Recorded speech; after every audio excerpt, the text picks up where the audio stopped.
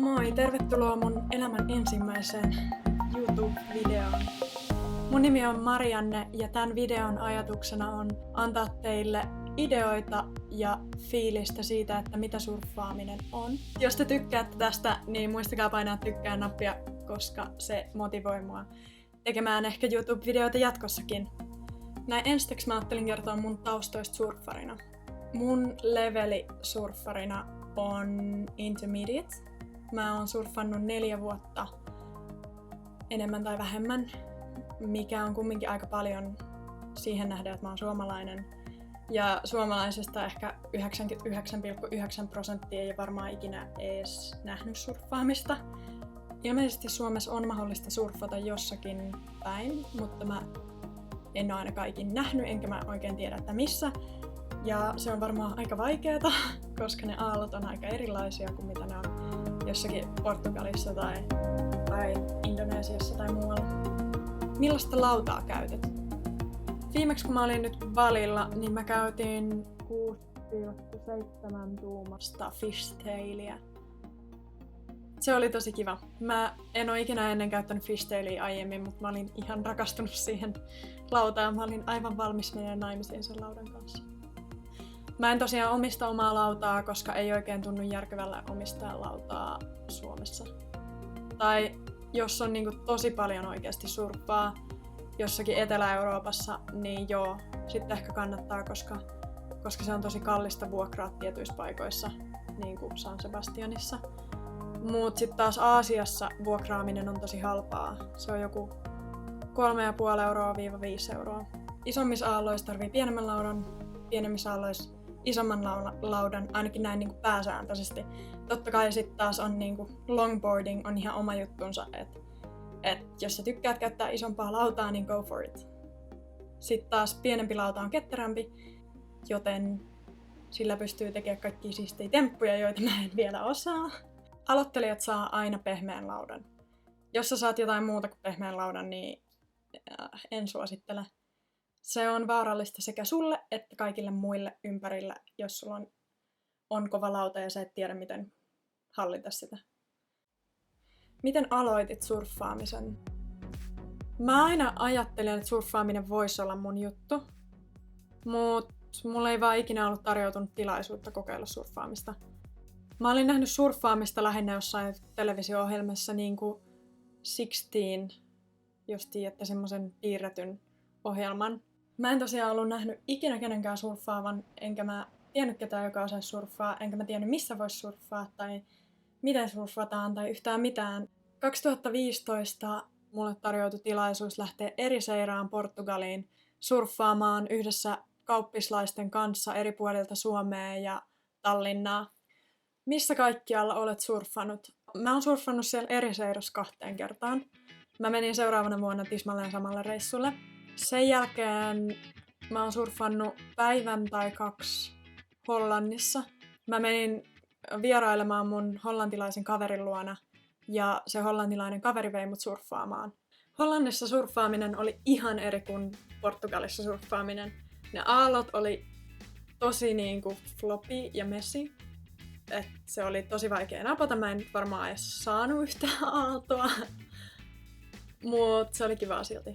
Ja yksi kiva juttu, mitä siellä kävi, oli, että norppa tuli siihen meidän luokse ihmettelemään, että mitä itseä me tehdään.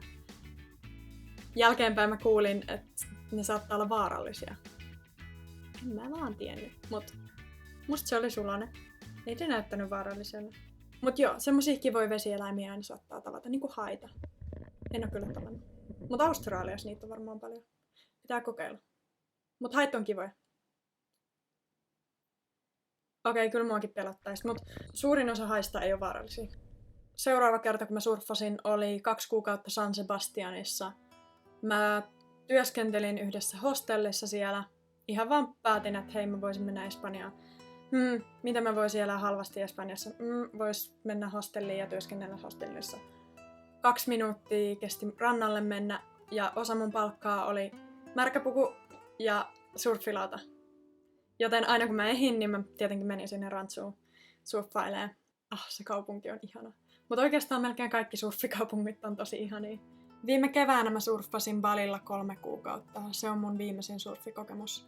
Mä työskentelin etänä siellä koneelta ihan normaaleja työpäiviä, minkä takia mulla ei oikein ollut aikaa käydä kurkkaan kaikkia mahdollisia surfibiitsejä. Suurimman osan ajasta mä surffasin Jangun alueella, mutta mä kävin myös Uluwatussa.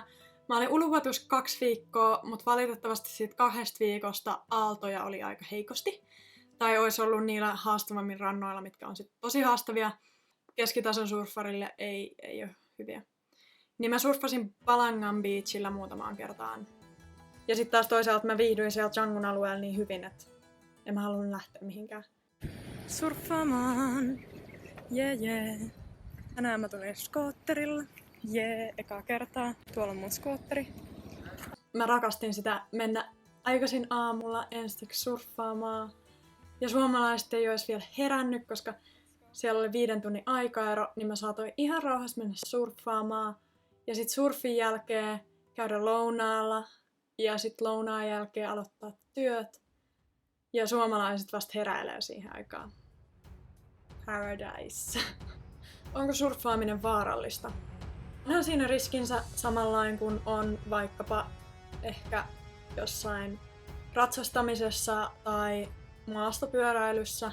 Suomalaiset yleensä pelkää hirveästi surffaamista sen takia, kun ne ei oikein nähnyt surffaamista.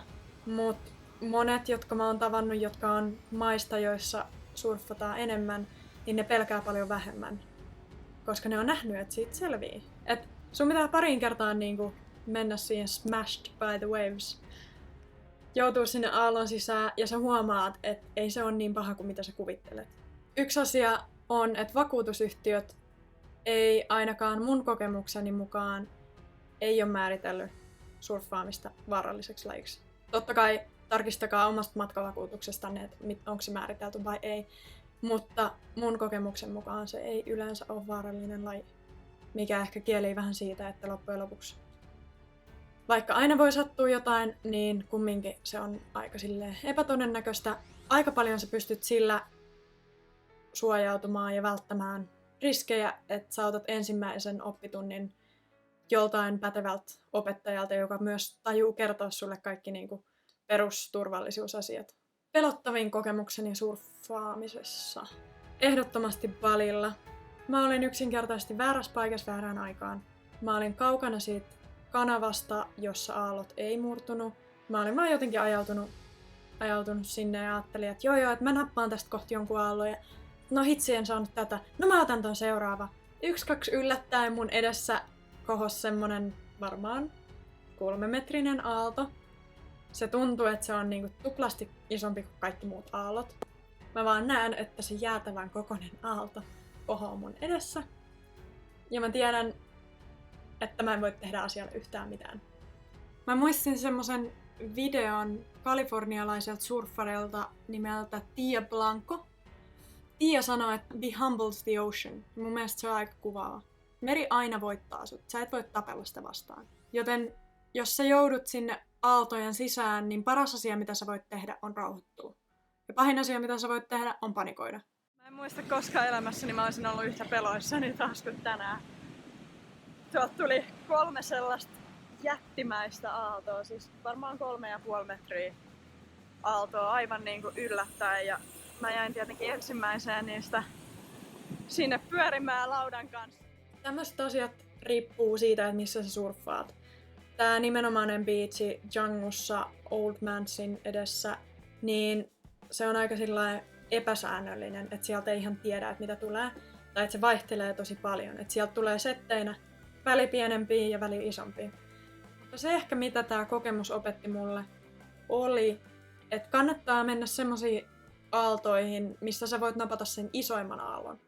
Eikä silleen, että sä menet semmosiin niinku vähän silleen show-off meiningillä, että hei, tuolla on isoja aaltoja ja sit se vaan nappaa tai niistä niitä pienempiä, mutta kukaan ei huomaa, koska kaikki keskittyy omaan surffaamiseensa ja sit sä voit sanoa, että joo, mä olin noissa 3-metrisissä aalloissa, vaikka oikeasti sä nappasit niistä aina kaikkein pienimmät. Surffaamisesta lajina. Surffaaminen on tosi rankka laji, vaatii aika paljon määrätietoisuutta, mutta toisaalta ihan vaan se, että sä oot siellä vedessä ja chillailet ja nautit auringosta ja merestä, niin se on oikeasti tosi ihanaa. Et ei kannata ottaa mitään paineita siitä niinku noiden aaltojen nappaamisesta. Parasta surffaamisessa on aurinko, meri. Se on aika sosiaalista, vaikka se on yksilölaji. Kaikki ihmiset on siellä meressä pitämässä hauskaa, mikä tarkoittaa, että ne on ehkä vähän helpommin lähestyttäviä. Et mäkin olen saanut kyllä kavereita merestä. Ja ylipäätään mä tykkään siitä kans surfikulttuurista ja semmonen rento meininki ja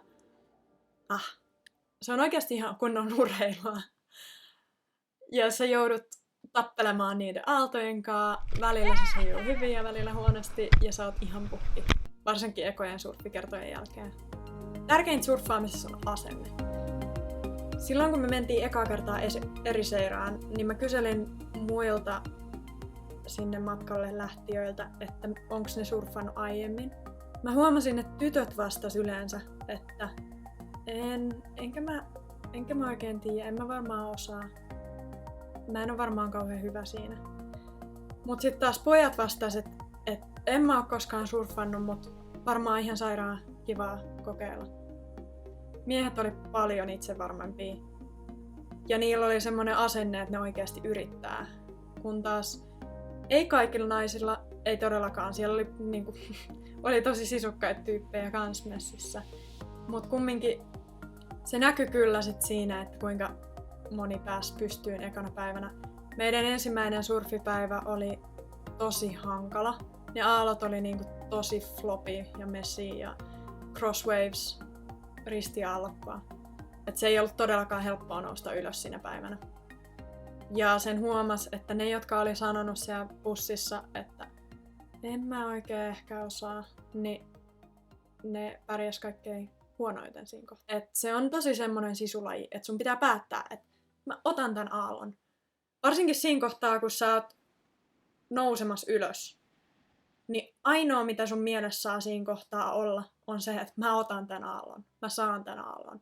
Jos sä yhtään mietit jotain muuta, niin no chance, no chance. Mut hei, toivottavasti tää video inspiroi teitä. Muistakaa tykätä tästä videosta, jotta mä uskallan julkaista ehkä joskus toisenkin videon. Ja kommentoikaa, kertokaa mitä fiiliksiä tää herätti, mitä mun kannattaa jatkossa muistaa, kun mä kuvailen näitä videoita. Mitä te ehkä haluatte kuulla vielä surffaamisesta? Te voitte käydä seuraamassa mua Instagramissa ja pretty much that's it. Toivottavasti tykkäsitte. Hei, terveisiä San Sebastianista. Tuon videon kuvaamisen jälkeen mä tosiaan päädyin uudelleen San Sebastianiin mutkien kautta. Ei oikeastaan ollut edes tarkoitus tulla tänne, mutta kaikki tiet vievät San Sebastianiin. Joten täällä ollaan. Mulla on täältä nyt huone vuokrattuna vielä ainakin elokuun loppuun asti. Sitten mä oon ollut täällä 1,5 kuukautta sitä ennen 2 viikkoa muualla Espanjassa, Alicantessa ja Valensiassa. Seuraavaksi tarkoitus olisi mennä tosiaan surffaamaan. Lauta on taas vähän kutistunut viime kerrasta, aina se kutistuu hiukan kun taidot karttuu, niin nyt on 7,2 tuumainen. Ei ole fishtaili valitettavasti, mutta on taas NSP, eli kuten paikallinen ystävällisesti huomautti, niin NSP niin kuin no se puede, eli ei hän osaa. Mutta katsotaan mitä tästä tulee.